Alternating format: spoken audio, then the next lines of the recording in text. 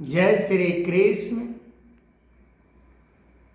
मनुष्य के यदि मन के अंदर परमात्मा को प्राप्त करने का इच्छा यदि है तो वही इच्छा वास्तविक इच्छा है। यदि परमात्मा को माइनस करके संसार को प्राप्त करने का इच्छा यदि होती है तो वही कामना में परिवर्तित हो जाता है। और कामना कितना हानिकारक है हमारे जीवन के लिए कि हम सोच भी नहीं सकते हैं कि कामना कितना हानिकारक है। कामना के द्वारा हमें ऊपरी बुद्धि विवेक से पता चलता है कि हमें बड़ा लाभ पहुंचा रहा है, पर कामना ऐसी विषैली काला नागिन के समान है जिसे डस लेता है वो फिर जीवित नहीं बच जाता। तो हमें कामना को त्याग करना है। कामना रहित जीवन को जीना है।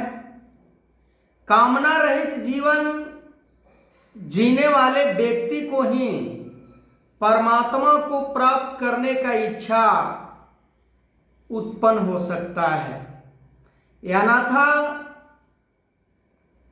कहते हैं कि प्रेम गली अति सांकरी इनमें दो न समाए, कि परमात्मा को भी प्राप्त करना चाहते हैं पर कामना को भी मन में उतना ही महत्व देते हैं। तो फिर कहाँ से परमात्मा की प्राप्ति हो सकती है। कामना इंसान के लिए, मनुष्य के लिए जैसे हमारे शरीर के अंदर कोई फोड़ा फुसरी स्किन पर निकल जाता है तो अपना दाग धब्बा उखाड़ देता है। स्किन को डिस्कलर कर देता है।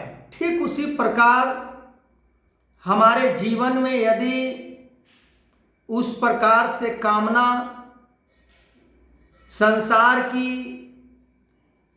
प्राप्ति के लिए कामना, संसार में कुछ उपलब्धि के लिए कामना,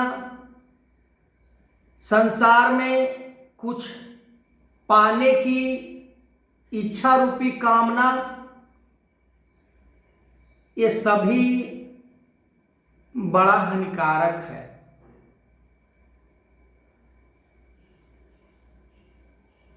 हमें परमात्मा की प्राप्ति करनी है। परमात्मा की प्राप्ति गुरु बताते हैं कि कैसे परमात्मा की प्राप्ति की जा सकती है। परमात्मा की प्राप्ति के लिए संत महापुरुषों ने ऐसे ऐसे शब्दों का इस्तेमाल किया है कि पल भर में भी परमात्मा की प्राप्ति की जा सकती है, पूरे जीवन भर में भी परमात्मा को प्राप्ति नहीं की जा सकती है। क्योंकि जो परमात्मा को प्राप्त करने का साधन, जो तरीका गुरु हमें समझाते हैं, वो तरीका से यदि परमात्मा को प्राप्त करने का हम तौर तरीका नहीं अपनाते तो परमात्मा प्राप्त नहीं हो सकता है। परमात्मा की प्राप्ति के लिए कामना को त्याग करना बड़ा जरूरी है। पर आज इस संसार में जिसे भी देखा जाए, बड़ा से बड़ा राजा से लेकर रंक, बड़े बड़े पढ़े लिखे विद्वान को भी कामना खत्म नहीं होता। कामना कहीं इज्जत पाने का भी होता है, कामना कहीं सम्मान पाने का भी होता है, कामना कहीं श्रेष्ठ होने का भी होता है, कामना कहीं, कामना की यदि बात की जाए तो बहुत बड़ी लिस्ट है। कामना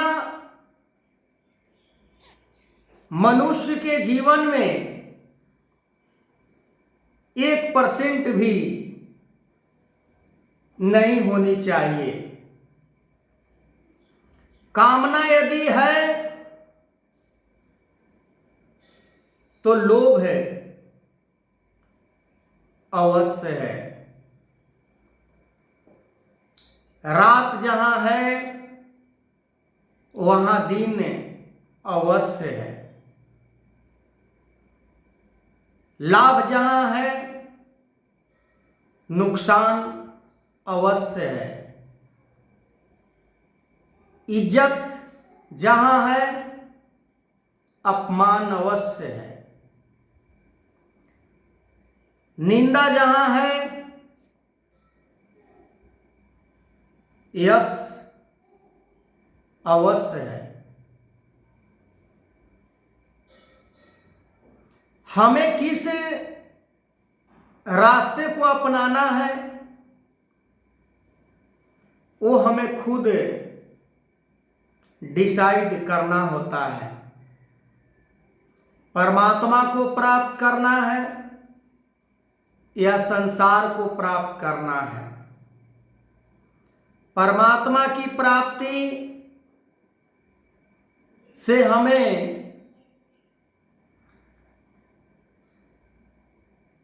जीवन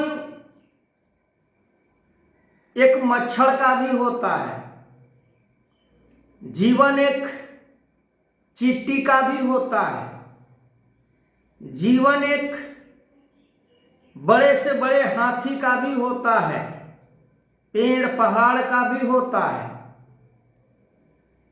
क्या वही जीवन हम जीने का अवसर ढूंढते हैं? हमें ये जीवन मिला है केवल परमात्मा को प्राप्त करने के लिए। ये संसार को प्राप्त करने के लिए नहीं, पर ज्यादा करके हम संसार के ही प्राप्ति में लगे होते हैं।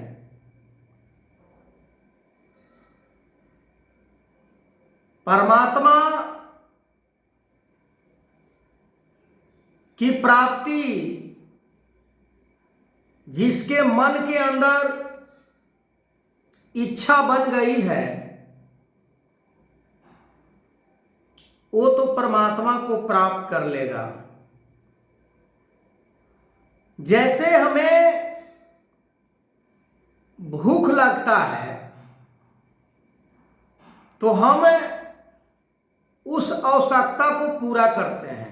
भूख मिटाने के लिए भोजन का हम व्यवस्था कर लेते हैं।